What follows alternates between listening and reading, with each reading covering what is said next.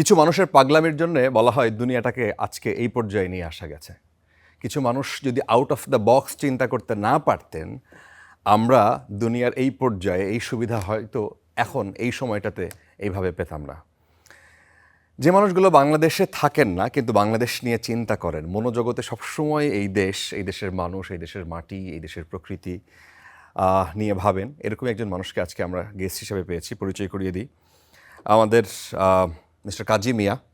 তিনি একজন x councilman, তিনি মিশিগান স্টেটের এক্স কাউন্সিলম্যান, তিনি সেখানকার ডেমোক্র্যাট রাজনীতিবিদ, তিনি একজন বিজনেসম্যান, তিনি সাবেক প্রেসিডেন্ট বারাক ওবামা, আমার সবচেয়ে প্রিয় প্রেসিডেন্টদের একজন, সেই বারাক ওবামার একজন নির্বাচনের ক্যাম্পেইনার ছিলেন।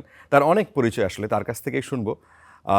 কাজী ভাই, আজকে আপনাকে স্বাগত জানাচ্ছি আমাদের স্টুডিওতে। Thank you for having me. Global বাংলাদেশে আসলে এই অনুষ্ঠান আপনারা যারা দেখেন নিশ্চয়ই জানেন যে এই অনুষ্ঠানে আমরা সাধারণত চেষ্টা করি যেই মানুষগুলো বাংলাদেশের মুখ উজ্জ্বল করছেন পৃথিবীর বিশেষ করে উন্নত দেশগুলোতে, সেই মানুষগুলোকে আমরা এই প্ল্যাটফর্মে নিয়ে আসি, পরিচয় করিয়ে দিই এবং তাদের এই দেশের সাথেও যাতে একটা ব্রিজিং হয় ওই দেশের সাথে, সেই চেষ্টাটা আমাদের থাকে এই অনুষ্ঠানের মাধ্যমে। কাজী মিয়া, আপনার কাছে প্রথমে প্রশ্ন হচ্ছে যে আপনার বলা যায় যে 14 গোষ্ঠী ওই দেশে, আপনার 300 পরিবার হচ্ছে মার্কিন যুক্তরাষ্ট্রে, আপনি সিলেটের মানুষ। প্রশ্ন হচ্ছে আমি খোঁজ নিচ্ছিলাম যে আপনি গত 10 বছরে অন্তত 40 বার এই দেশে এসছেন, কিসের টানে? বাংলাদেশে আসলে আমার কোনো আয়না লাগে না। আচ্ছা। আমি পৃথিবীর অনেক জায়গায় গেছি, but I don't see my self in it. যেমন নিউ ইয়র্কে লোক জ্যাকসনাইট কিনে যায়,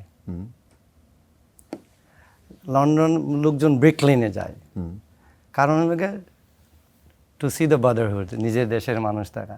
আমি ডাইরেক্ট বাংলাদেশেই চলে আসি।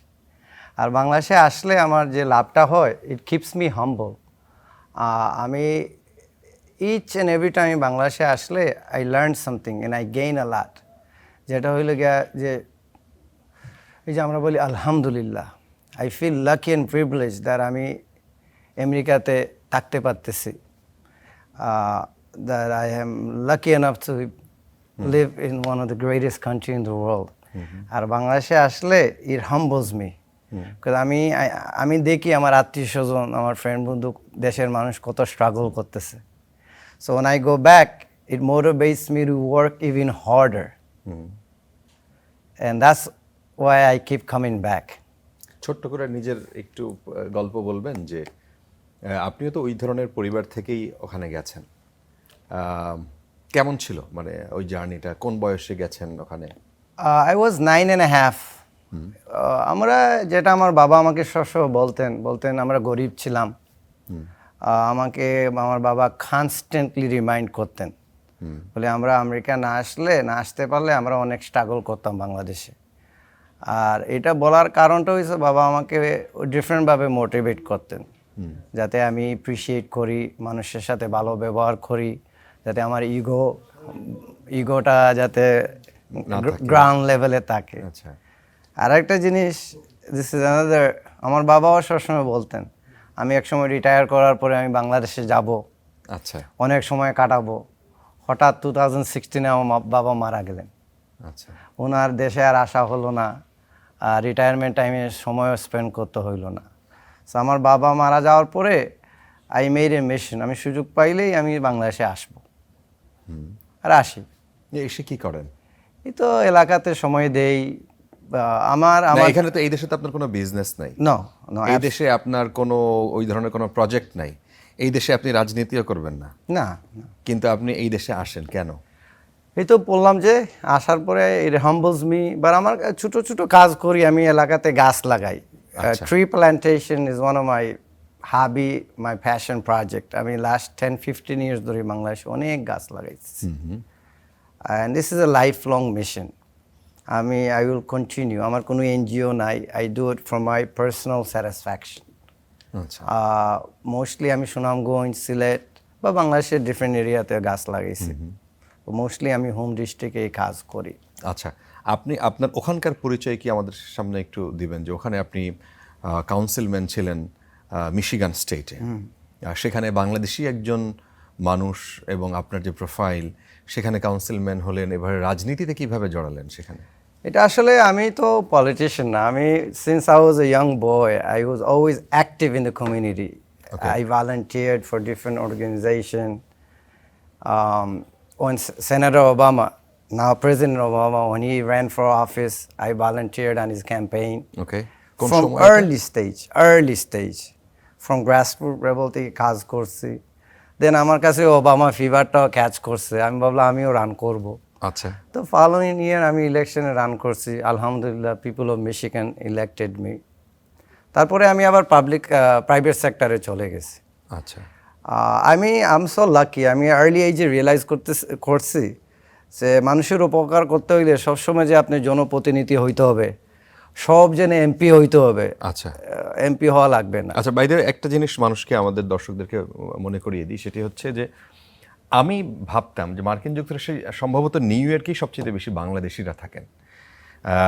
সম্ভবত এখনও বাংলাদেশিরাই থাকেন, কিন্তু সেকেন্ড স্টেট যেখানে নিউ ইয়র্কের পরে সবচেয়ে বেশি বাংলাদেশি সম্ভবত মিশিগানে থাকেন, ইয়েস, তাই না? ইয়েস। সেটা আপনার ভোটের কি একটা বড় সাপোর্ট ছিল? হ্যাঁ, ওই সময় ছিল আরও 22,000 ভোট রেসিডেন্টের মাঝে আমাদের 11 to 1200 ভোট ছিল। বাট এটা বিগ নাম্বার, বিকজ টার্ন আউটে আমাদের বাংলাদেশি লোকজন টার্ন আউট করে বেশি, মানে আচ্ছা। ভোটিং পুলে যায়। সো এই নাম্বারটা অনেক ফেভারে কাজ করছে।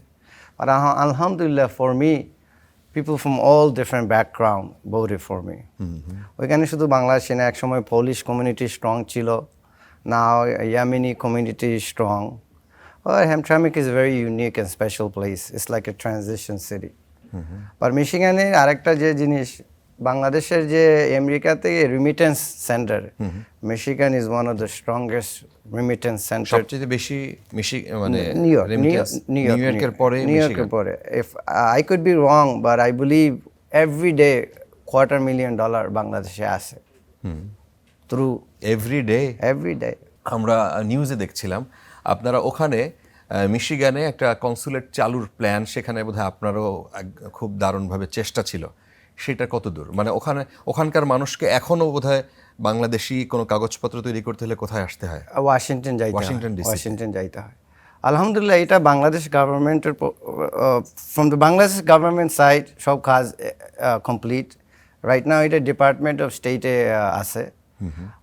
Once it's approved by the Department of State, you will be open in Michigan, inshallah, very soon.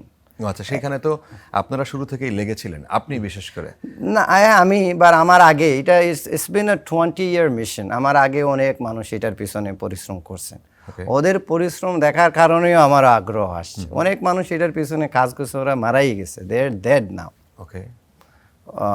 But it's been needed for last 20 years. এটা কেন দরকার? আপনারা কেন এটার পেছনে লেগে আছেন যে এরকম একটা অফিস ওখানে দরকারি? সাপোজ আমাদের বাংলাদেশি পাসপোর্ট এক্সপায়ার হইলে আমরা ওয়াশিংটন যাইতে হয়। Washington is 1200 kilometre from Michigan. 2 দিন ছুটি নিতে হয়। সো ইটস এ লস, এটা ইনকামের লস। এই টাকাটা ওয়াশিংটন এই কোর্স না করে বাংলাদেশের এই টাকাটা দেশে পাঠিয়ে দিতে পারে, দেশের রেমিটেন্সের হেল্প হবে। রাইট। না, নিউ ইয়র্কের মানুষ যারা, তারা তো নিউ ইয়র্কেই তাদের অফিস আছে, কিন্তু মিশিগানের মানুষ যারা, তাদেরকে যেতে হয় হচ্ছে ওয়াশিংটন, মাঝে মাঝে নিউ ইয়র্কও যান। তো এটা মানে এস্টাবলিশ হতে আর কেমন সময় লাগতে পারে? এটা বললাম তো, এটা ডিপার্টমেন্ট অফ স্টেটে, ইউএস ডিপার্টমেন্ট অফ স্টেটে। Very soon, I am hoping by end of the summer এটা হয়ে যাবে। তা আপনার ওই দেশের প্রশাসনের সাথে নিশ্চয়ই যোগাযোগ আছে? হ্যাঁ, কমিউনিকেশন এমবাসির মাধ্যমে যোগাযোগ হইতেছে, এটা হবে ইনশাআল্লাহ। I am optimistic. ওকে, ওখানের রাজনীতিতে আপনার ভবিষ্যৎ কি, মানে কোথায় দেখতে চান নিজেকে? এটা বলে আমি সময় আসলে আমি hoping people of Michigan will, এটা মানুষ পাবলিক ডিসাইড করবে। এবং আমার ইচ্ছা আছে আমি ভবিষ্যতে ইদার মেয়র ও স্টেট রেপে ইলেকশন করব। মেয়র ইলেকশন করার কথা আমরা শুনছিলাম, সেখানে আপনার একটা প্ল্যান সম্ভবত আছে। হ্যাঁ, বাট সেটার জন্য প্রস্তুতি কি আপনি এখন নিচ্ছেন? না, এটা তো হয়ে যাবে। আমার তো আর এরকম কিছু, আমি তো প্ল্যান করে কাউন্সিলম্যান হই নাই। আল্লাহর হুকুম হইলে একদিন মেয়রও হয়ে যাব। এটা মানুষ, আমার মিশিগানে আমার ফাউন্ডেশন ইজ স্ট্রং। আচ্ছা, আর আমি যেটা আমার ইচ্ছা আছে, বাট আমার টাইম লাইনটা বলতে পারবো না। I couldn't tell you the timeline, but হবে very soon, very soon, near future. সেখানে আপনি মানে খুব ইচ্ছা করে, খুব প্ল্যান করে আপনি কাউন্সিলম্যান হন নাই, আপনি যেটা বলছিলেন। তা সেটা কি সম্ভব? এটাই যে লোকজন, আমি আমি আসলে আমি বললাম তো আমি পলিটিশিয়ান না, আমি একটা মায়া অ্যাঞ্জেলের একটা পোম আছে না, মানুষকে কি খাওয়াইছো, কি দিছো, কি বলছো এটা মনে থাকে না, মানুষ শুধু ব্যবহারটাই মনে রাখে। And since I was a young boy, I've been trying to be good with people. আচ্ছা, মানুষের পাশে থাকার চেষ্টা করছি। ওকে। তো সেখানে বারাক ওবামার ক্যাম্পেইনের সাথে যুক্ত হওয়ার যদি ছোট্ট করে একটু বলেন যে সেখানে কিভাবে আপনার মতো ছোট একটা মানুষ তখন। হ্যাঁ, আমি ওই সময় একটা কংগ্রেসম্যানের স্টাফে কাজ করতাম। ওই জায়গা থেকেই আমার সেনেটর ওবামাকে আমি অনেক আগ থেকেই চিনি। সো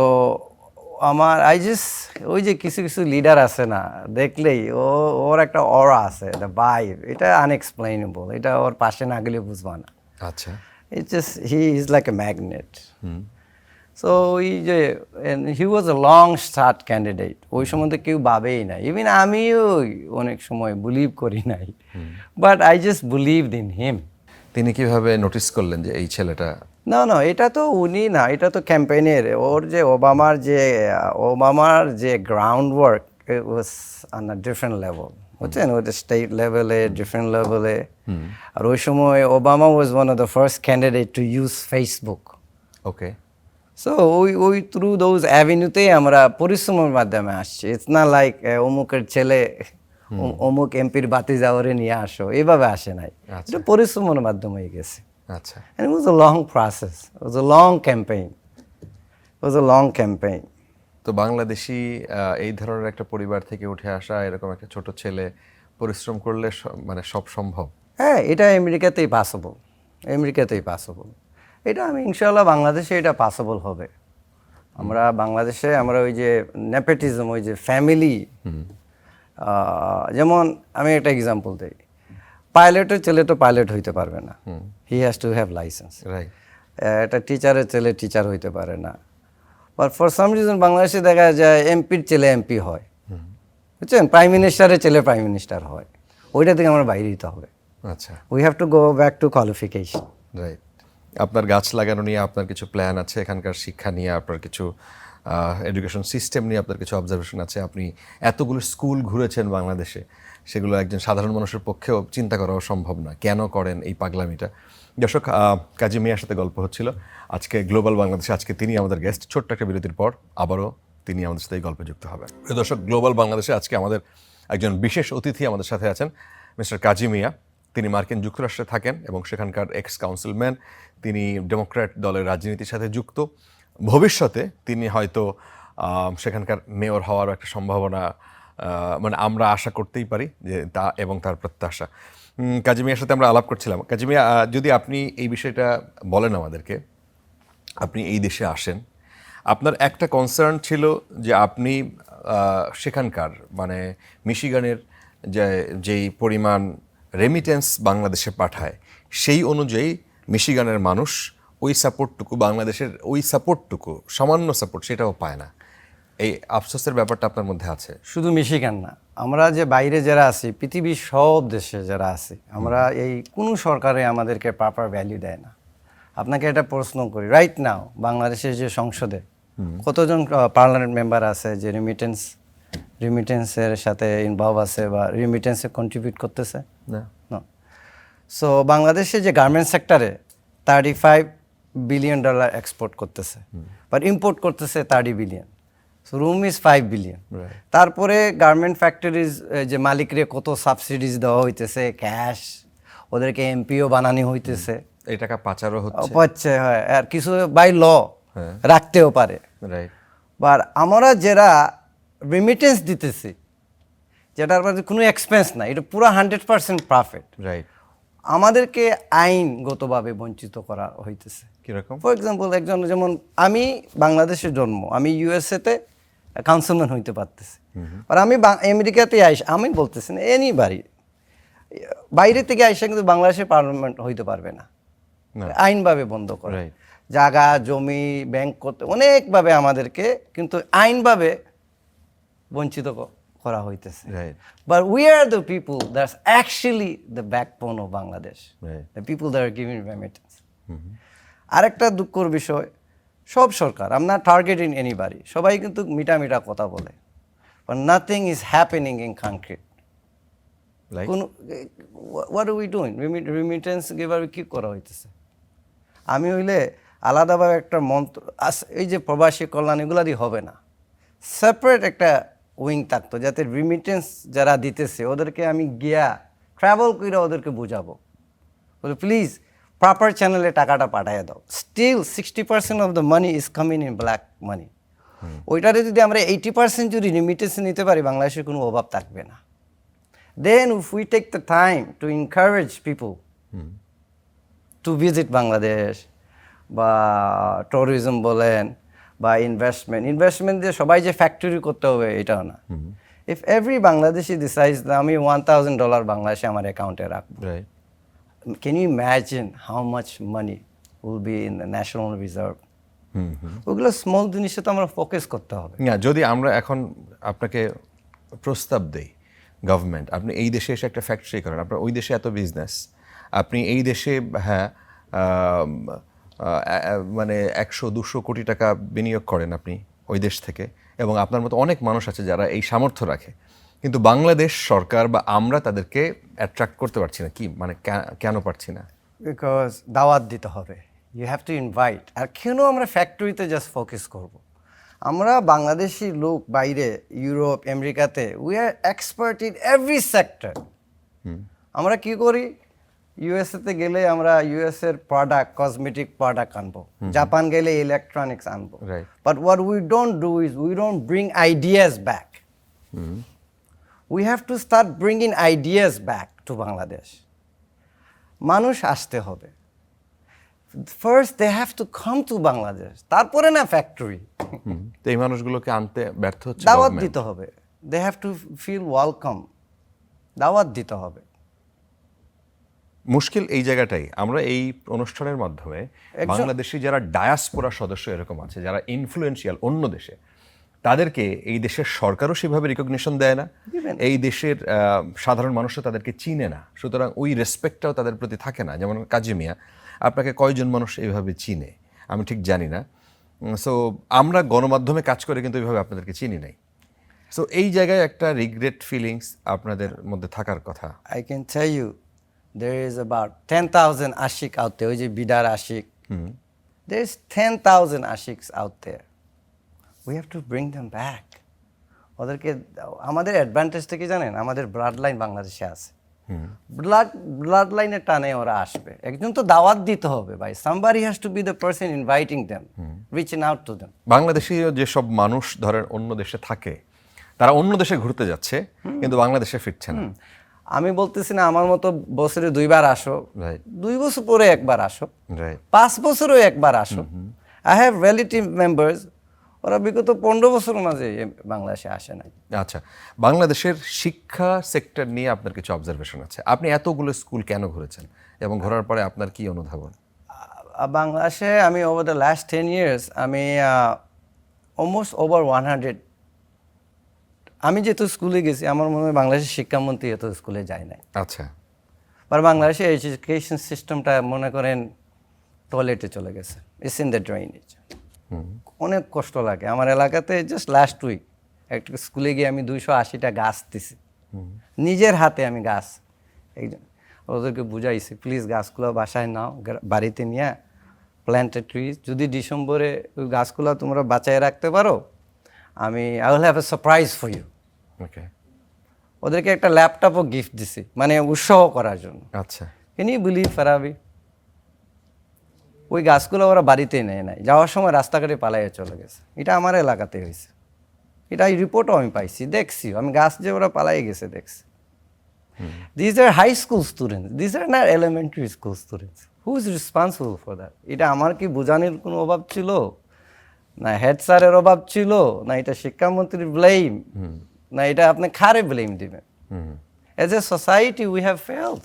আমার অনেক কষ্ট লাগছে। ওকে, 1 মিনিটে যদি প্রধানমন্ত্রীকে কিছু বলার সুযোগ হয় কি বলবেন? আমার 3 মিনিট লাগবে। 3 মিনিট, ওকে।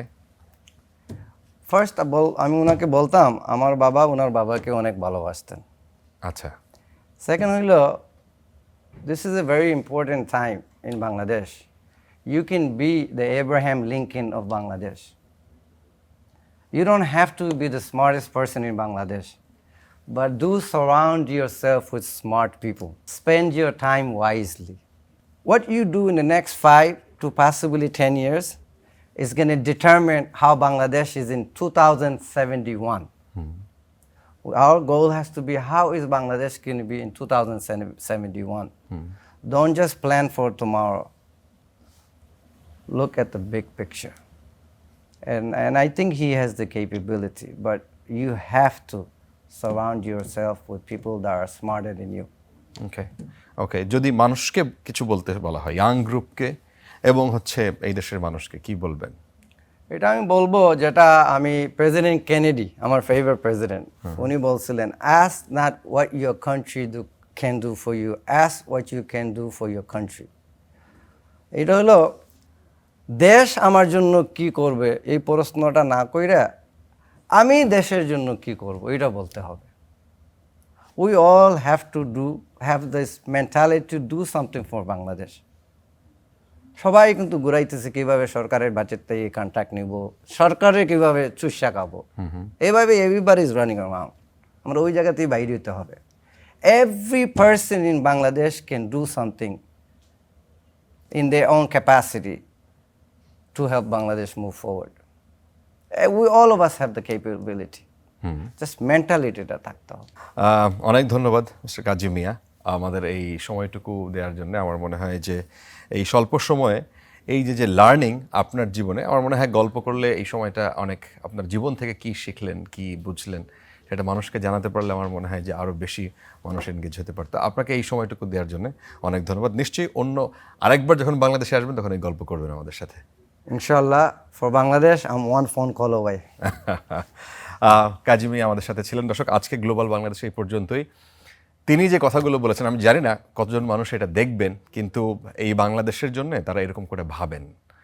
বাংলাদেশের বাইরে যখন আপনি যাবেন তখন আপনার মাথার মধ্যে দেশপ্রেম বলতে যে জিনিসটা আসে তখন আপনি টের পাবেন, ফিল করতে পারবেন.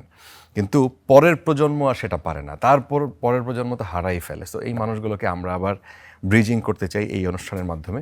আপনি যদি এরকম কোনো মানুষ হন আমাদের সাথে যোগাযোগ করতে পারেন. আজকে গ্লোবাল বাংলাদেশ এই পর্যন্তই. অনেক ভালো থাকবেন সবাই.